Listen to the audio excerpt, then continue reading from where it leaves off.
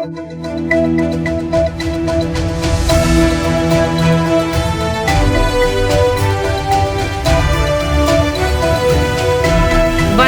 சக்தி சேனலின் புதுவையின் இன்றைய நிகழ்வுகள்.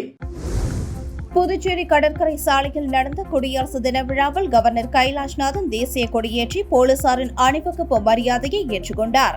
பல்வேறு துறைகளில் சாதித்தவர்களுக்கு விருதுகளை வழங்கி பாராட்டினார். புதுச்சேரி அரசு சார்பில் கடற்கரை சாலையில் நாட்டின் 76வது குடியரசு தின விழா கோலாகலமாக கொண்டாடப்பட்டது. விழாவையொட்டி கடற்கரை சாலை வண்ணக்கோலம் பூண்டிருந்தது. காந்தி திடலின் கீழ் கொடி கம்பத்துடன் விழா மேடை அலங்கரிக்கப்பட்டிருந்தது.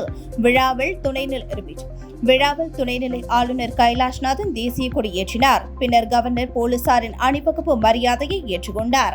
பல்வேறு துறைகளில் சிறப்பாக பணியாற்றிய காவலர்களுக்கு ஜனாதிபதி பதக்கம், மத்திய உள்துறை அமைச்சரின் பதக்கம், கவர்னரின் பதக்கம் ஆகியவற்றை வழங்கி பாராட்டினார். தொடர்ந்து காவல்துறையின் பல்வேறு பிரிவினர், அரசு மற்றும் தனியார் பள்ளி மாணவ மாணவிகளின் அணிவகுப்பு நடந்தது. தேசிய மாணவர் படை, முன்னாள் ராணுவ வீரர்கள், சாரணர், சமுதாய நலப்பணி திட்ட மாணவர்களின் அணிவகுப்பு நடந்தது. இதன்பின் ஆதி திராவிட நலத்துறை, வேளாண் துறை, கால்நடை பராமரிப்பு, குடிமைப் பொருள் வழங்கல், தீயணைப்பு, சுகாதாரம், தொழில், உள்ளாட்சி, ஊரக வளர்ச்சி, சமூக நலம் ஆகிய துறைகளின் அலங்கார வாகனங்களின் அணிவகுப்பு நடந்தது. தொடர்ந்து பள்ளி மாணவ மாணவிகளின் கலை நிகழ்ச்சிகள், இசை நிகழ்ச்சிகள் நடந்தது. விழாவில் முதல்வர் ரங்கசாமி, சபாநாயகர் செல்வம், அமைச்சர்கள், சட்டமன்ற உறுப்பினர்கள் மற்றும் தலைமை செயலர், மாவட்ட ஆட்சியர் உட்பட அதிகாரிகள் பங்கேற்றனர். குடியரசு தினத்தை முன்னிட்டு புதுவையில் உள்ள 1196 சுதந்திர போராட்ட தியாகிகளுக்கு தலா ரூபாய் 3000 பரிசு தொகை அவரவர் வங்கிக் கணக்கில் செலுத்தப்படும் என்று முதலமைச்சர் ரங்கசாமி தெரிவித்துள்ளார். புதுவை அரசு செய்தி மற்றும் விளம்பரத்துறை சார்பில் குடியரசு தின விழாவை முன்னிட்டு தியாகிகளை கௌரவிக்கும் நிகழ்ச்சி கம்பன் கலையரங்கத்தில் நடைபெற்றது. இதில் சிறப்பு விருந்தினராக முதலமைச்சர் ரங்கசாமி பங்கேற்று தியாகிகளுக்கு இனிப்பு மற்றும் பொன்னாடை வழங்கினார்.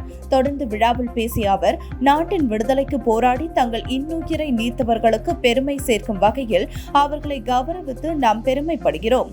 விடுதலையை பேணி காப்பதுடன் நாட்டின் வளர்ச்சியை விடுதலை போராட்ட தலைவர்கள் விரும்பிய வண்ணம் ஏற்படுத்தும் வகையில் செயல்பட்டு வருகிறோம். குடியரசு தினத்தை முன்னிட்டு தியாகிகளுக்கு தலா ரூபாய் 3000 பரிசு தொகையாக அவரவர் வங்கிக் கணக்கில் செலுத்தப்படும் என்றார். விழாவில் அமைச்சர் லட்சுமி நாராயணன், சட்டப்பேரவை உறுப்பினர்கள் அனிபால் கென்னடி, பாஸ்கர் உட்பட அதிகாரிகள் கலந்து கொண்டனர். உங்கள் அனைவரையும் அரசு சார்பாக வணங்குகின்றோம். இந்த அற்புதமான முன்னெடுப்பிற்கு உங்களுடைய மகிழ்ச்சி பகிர்ந்து தாழ்மையோடு இருக்கின்றோம். குடியரசு திருநாளை முன்னிட்டு இந்த நிகழ்ச்சியில் அனைவருக்கும் ரூபாய் 3000 அவர்களுக்கு வழங்கப்படும் என்ற அறிவிப்பையும் வெளியிட்டுள்ளது. குடியரசு திருநாள் வாழ்த்துக்களையும் ஒரு படம் எடுக்க வரீங்களா?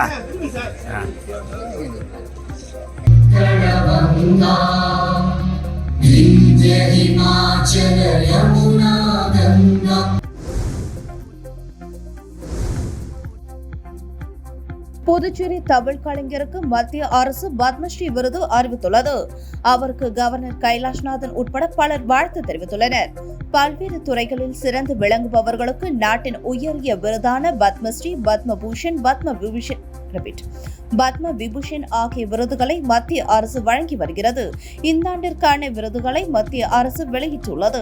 இதில் புதுச்சேரி அபிஷேகப்பாக்கம் கங்கை அம்மன் கோவில் தெருவை சேர்ந்த தமிழ் கலைஞர் தட்சிணாமூர்த்தி 67 என்பவருக்கு பத்மஸ்ரீ விருது அறிவிக்கப்பட்டுள்ளது. இவரின் 52 ஆண்டு கால தமிழ் இசை சேவையை பாராட்டி இந்த விருதினை புதுச்சேரி அரசின் பரிந்துரை பேரில் மத்திய அரசு அறிவித்துள்ளது. அவர் நாடு முழுவதும் 15,000க்கும் மேற்பட்ட இசை நிகழ்ச்சிகளில் பங்கேற்றுள்ளார். புதுச்சேரி அரசின் கலைமாமணி விருதினையும், அம்பேத்கர் நேஷனல் விருதினையும், அம்பேத்கர் கலாஸ்ரீ தேசிய விருதினையும் பெற்றுள்ளார். பத்மஸ்ரீ விருது தட்சிணாமூர்த்திக்கு அறிவிக்கப்பட்டதை அறிந்து பலரும் அவருக்கு வாழ்த்து தெரிவித்து வருகின்றனர். காரைக்காலில் நடைபெற இருக்கும் இன்று இந்திய நாட்டின் 76வது குடியரசு தின விழா கோலாகலத்துடன் காவல்துறை அணிவகுப்புடன் நிகழ்ச்சி இன்று காரைக்கால் விளையாட்டு உள் அரங்கத்தில் நடைபெற்றது. காரைக்கால் மாவட்டத்தில் இந்திய நாட்டின் 76வது குடியரசு தின விழா இன்று கோலாகலத்துடன் கொண்டாடப்பட்டது. மேலும் காரைக்கால் விளையாட்டு உள்ளரங்க மைதானத்தில் நடைபெற உள்ள இவ்விழாவில் மாவட்ட ஆட்சியர் குலோத்துங்கன் தேசிய கொடியேற்றி வைத்தார். இந்நிகழ்ச்சியில் புதுச்சேரி மாநில அமைச்சர் திருமுருகன் மற்றும் அரசு அதிகாரிகள், பின்னர் காவல்துறை மற்றும் பள்ளி கல்லூரி மாணவர்களின் அணிவகுப்பு மரியாதையை ஏற்றுக்கொள்வார். இதனையொட்டி இன்று காரைக்கால் விளையாட்டு உள்ள அரங்க மைதானத்தில் காவல்துறையினரின் பல்வேறு படைப்பிரிவினர் மற்றும் பள்ளி மாணவர்களின் அணிவகுப்பு மற்றும் அலங்கார ஊர்திகள் அணிவகுப்பு பள்ளி மாணவர்களின் கலை நிகழ்ச்சிகள் நடைபெற்றது. புதுச்சேரியில் தேர்தல் ஆணையம் சார்பில் 15வது தேசிய வாக்காளர் தின விழா நடைபெற்றது. ஆண்டுதோறும் ஜனவரி 25 தேசிய வாக்காளர் தினமாக கடைபிடிக்கப்படுகிறது. இதையொட்டி புதுச்சேரி கம்பன் கலையரங்கத்தில் தேசிய வாக்காளர் தின விழா நடைபெற்றது. புதுவை தேர்தல் துணை தலைமை அதிகாரி தில்லைவேல் வரவேற்றார். மாநில தலைமை தேர்தல் அதிகாரி ஜவஹர் தலைமை வகித்தார். மாவட்ட ஆட்சியர் குலோத்துங்கன் முன்னிலை வகித்தார். விழாவில் புதுவை மாநிலத்தில் முதல் முறை வாக்காளர்களுக்கு வாக்காளர் புகைப்பட அடையாள அட்டையை தேர்தல் தலைமை அதிகாரி ஜவஹர் மாணவ மாணவிகளுக்கு வழங்கினார். தொடர்ந்து தேர்தல் துறை சார்பில் நடத்தப்பட்ட பல்வேறு போட்டிகளில் வெற்றி பெற்ற மாணவர்களுக்கு விருதுகள் வழங்கப்பட்டன. மேலும் மக்களவைத் தேர்தலின் போது சிறப்பாக செயல்பட்ட மாணவர்கள், காவலர்கள், அதிகாரிகள், துறையினர் ஆகியோருக்கு விருதுகள் வழங்கப்பட்டன. முன்னதாக விழாவில் பங்கேற்ற அனைவரும் வாக்காளர் உறுதிமொழி ஏற்றுக்கொண்டனர். முடிவில் தேர்தல் துறை தலைமை அதிகாரி ஆதர்ஷ் நன்றி கூறினார். குடியரசு நாள் கொண்டாட்ட நிகழ்ச்சி 26/1/2025 ஞாயிற்றுக்கிழமையன்று காலை 9 மணியளவில் நமது காங்கிரஸ் கட்சி தலைமை அலுவலகத்தில் குடியரசு நாள் கொண்டாட்டம் நடைபெற்றது. அவ்வையும் தேசிய கொடியும் இந்திய தேசிய காங்கிரஸ் கட்சி கொடியும் சேவாதள காங்கிரசாரின் அணிவகுப்பு மரியாதையுடன் ஏற்றுக் கொண்டாடப்பட்டது. இந்நிகழ்ச்சியில் காங்கிரஸ் தலைவர்கள், நிர்வாகிகள், தொண்டர்கள் திரளாக கலந்து கொண்டனர். குடியரசு தினத்தை முன்னிட்டு முத்தியால்பேட்டை தொகுதியைச் சேர்ந்த 32 மீனவர்களுக்கு மீன்பிடி உபகரணங்களை திமுக முன்னாள் சட்டமன்ற உறுப்பினர் நந்தா சரவணன் வழங்கினார். முத்தியால்பேட்டை தொகுதி திமுக முன்னாள் சட்டமன்ற உறுப்பினர் நந்தா சரவணன் தனது சொந்த நிதியில் தொகுதி முழுவதும் பல்வேறு வளர்ச்சிப் பணிகளை மேற்கொண்டு வருகிறார். இதன் ஒரு பகுதியாக குடியரசு தினத்தை முன்னிட்டு இன்று அவரது அலுவலகத்தில் முத்தியால்பேட்டை தொகுதி சோலை நகர் தெற்கு பகுதியைச் சேர்ந்த மீனவர்கள் 32 பேருக்கு நலத்திட்ட உதவிகள் வழங்கும் நிகழ்வு நடைபெற்றது. இதில் கலந்து கொண்ட திமுக முன்னாள் சட்டமன்ற உறுப்பினர் நந்தா சரவணன் சோலை நகர் தெற்கு பகுதியைச் சேர்ந்த 32 மீனவ பயனாளிகளுக்கு மீன்பிடி வலைகள் உள்ளிட்ட சாதனங்களை சொந்த செலவில் இலவசமாக வழங்கினார். இந்த நிகழ்வில் தொகுதி அவைத் தலைவர் சௌரிராஜன், மாநில மீனவர் அணி துணை செயலாளர் எழிலன், முன்னாள் தொகுதி மீனவர் அணி துணை செயலாளர் தங்கராசு மற்றும் பூபதி, சத்ரு, தேசப்பன், உதயகுமார், விநாயகமூர்த்தி உட்பட திமுக நிர்வாகிகள் உடனிருந்தனர். இன்று 26/1/2025 இந்திய கூட்டணி சார்பாக விவசாயிகள் டிராக்டர் பேரணி. புதுச்சேரி மாநில காங்கிரஸ் கமிட்டி தலைவர் திரு V.E. வைத்திலிங்கம் MP அவர்கள் பேரணியை தொடங்கி வைத்து சிறப்புரையாற்றினார். தேச விரோத பாஜக அரசின் நடவடிக்கைகளை கண்டித்து இன்று நாடு முழுவதும் நடைபெறும் விவசாயிகளின் மாபெரும் டிராக்டர் பேரணி 26/1/2025 குடியரசு தினமான இன்று காலை 10 மணிக்கு SKM விவசாய சங்கம் சார்பில் புதுவையில் காலை 10 மணிக்கு டிராக்டர் மற்றும் இருசக்கர பேரணி. குடியரசு தின விழாவையொட்டி நெட்டப்பாக்கத்தில் அமைந்துள்ள ராட்சத கொடி மரத்தில் துணை சபாநாயகர் ராஜவேலு தேசிய கொடியேற்றி மரியாதை செலுத்தினார். புதுச்சேரி ஜனவரி 26 புதுவை அருகே உள்ள நெட்டப்பாக்கம் சிவன் கோவில் திடலில் அமைந்துள்ள ராட்சத கொடி மரத்தில் துணை சபாநாயகர் ராஜவேலு தேசிய கொடியேற்றி மரியாதை செலுத்தினார். முன்னதாக காந்தி பூங்காவில் அமைந்துள்ள காந்தி சிலைக்கு மாலை அணிவித்து மரியாதை செலுத்தினார். பின்னர் அனைவருக்கும் இனிப்புகள் வழங்கப்பட்டது. அதனைத் தொடர்ந்து கொம்யூன் பஞ்சாயத்து அலுவலகத்தில் ஆணையர் ரமேஷ் மூவர்ண தேசிய கொடியை ஏற்றி மரியாதை செலுத்தினார். இந்நிகழ்ச்சியில் உதவி ஆய்வாளர் ராமலிங்கேஸ்வர ராவ், இளநிலை பொறியாளர் ஐயப்பன் உட்பட பஞ்சாயத்து ஊழியர்கள் அனைவரும் உடனிருந்தனர். தொடர்ந்து நெட்டப்பாக்கம் கொம்யூன் பஞ்சாயத்திற்கு கீழ் வரும் அனைத்து கிராமங்களிலும் கிராம சபை கூட்டம் நடைபெற்றது. புதுச்சேரியில் போக்குவரத்து நெரிசல், மழை வெள்ள சேதத்தை கண்காணிக்க சென்சார் கேமராக்கள் அமைக்கும் பணிகள் மும்முரமாக நடைபெற்று வருகிறது. புதுச்சேரி நகரில் ஏற்படும் போக்குவரத்து நெரிசலை கேமராக்கள் மூலம் கண்டறிந்து ஒழுங்குபடுத்த நடவடிக்கை எடுக்கப்பட்டுள்ளது. இதற்காக நகரின் முக்கிய இடங்களில் நவீன கேமராக்கள் பொருத்தப்பட்டு வருகின்றன. சுமார் 450 கேமராக்கள் பொருத்தப்பட உள்ளது. அரியாங்குப்பம், வெள்ளியனூர், மேட்டுப்பாளையம், கோரிமேடு, கிழக்கு கடற்கரை சாலை ஆகிய பகுதியில் வாகனங்கள் வரும் பகுதிகளை கண்காணிக்க நவீன கேமராக்கள் பொருத்தப்படுகிறது. இதற்கான கட்டுப்பாட்டு மையம் கிழக்கு கடற்கரை சாலையில் உள்ள நவீன மீன் அங்காடி வளாகத்தில் அமைக்கப்பட்டுள்ளது.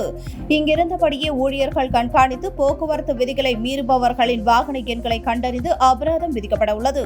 இதேபோல் போக்குவரத்து நெரிசல் உள்ள இடங்களை கண்டறிந்து உடனுக்குடன் சரி செய்ய நடவடிக்கை எடுக்கப்படுகிறது.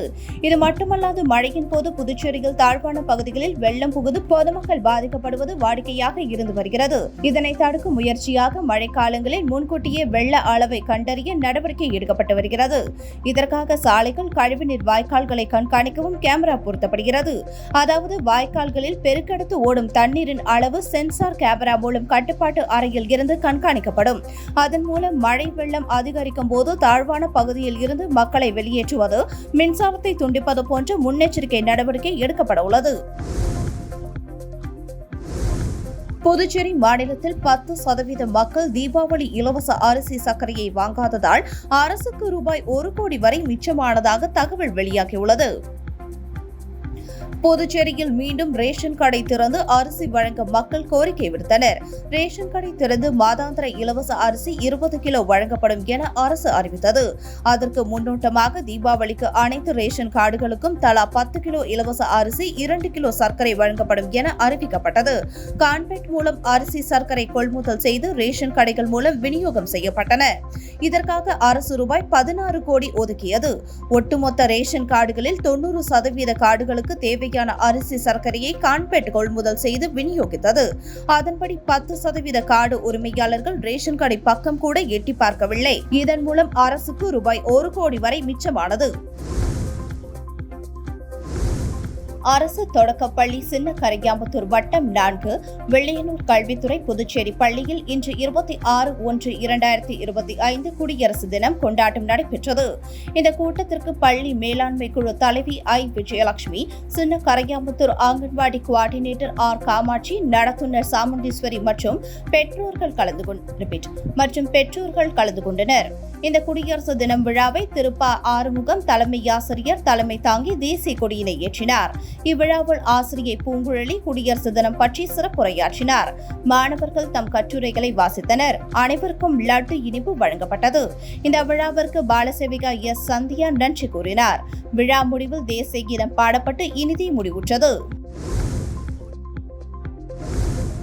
ராம்பாக்கம் கிராமத்தில் அமைந்துள்ள ஆஞ்சநேய சுவாமி ஆலயத்தில் மகா கும்பாபிஷேகம் சிறப்பான முறையில் நடைபெற்றது. புதுச்சேரி ஜனவரி 26 அன்று புதுவை மாநிலம் அருகே உள்ள ராம்பாக்கம் கிராமத்தில் அமைந்துள்ள ஆஞ்சநேய சுவாமி ஆலயத்தில் மகா கும்பாபிஷேக விழா இன்று காலை 9 மணியளவில் சிறப்பாக நடைபெற்றது. முன்னதாக கலச ஸ்தாபனம், மகா பூர்ணஹாதி, மகா சாந்தி திருமஞ்சனம், யாத்திர தானம், விஸ்வரூப ததுக்த ஹோமம் ஆகியன நடைபெற்றது. தொடர்ந்து காலை 9 மணியளவில் கடம் புறப்பாடு நடைபெற்று ஆஞ்சநேயர் சுவாமி ஆலய விமான கலசத்திற்கு புனித நீர் ஊற்றப்பட்டது. அதனைத் தொடர்ந்து விஸ்வரூப ஆஞ்சநேயர் சிலைக்கு புனித நீர் ஊற்றப்பட்டது. கும்பாபிஷேக விழாவை காண ராம்பாக்கம் மற்றும் சுற்றுப்புற பகுதிகளில் இருந்து திரளான பக்தர்கள் பங்கேற்றனர். விழாவில் பங்கேற்ற அனைவருக்கும் அன்னதானம் வழங்கப்பட்டது. விழாவிற்கான ஏற்பாடுகளை கோவில் அறங்காவலர் குழுவினர் மற்றும் பொதுமக்கள் செய்திருந்தனர். இரவு சுவாமி சிறப்பு அலங்காரத்தில் சன்னதி சுற்றி நடைபெறுகிறது. வெடிகுண்டு வீசிய வழக்கில் கோர்ட்டில் ஆஜராகாத பிரபல ரவுடியை போலீசார் கைது செய்தனர். புதுச்சேரி உருளையன்பேட்டை மாரியம்மன் கோவில் வீதியை சேர்ந்தவர் சங்கர் மகன் சரத்ராஜ் 26 பிரபல ரவுடி.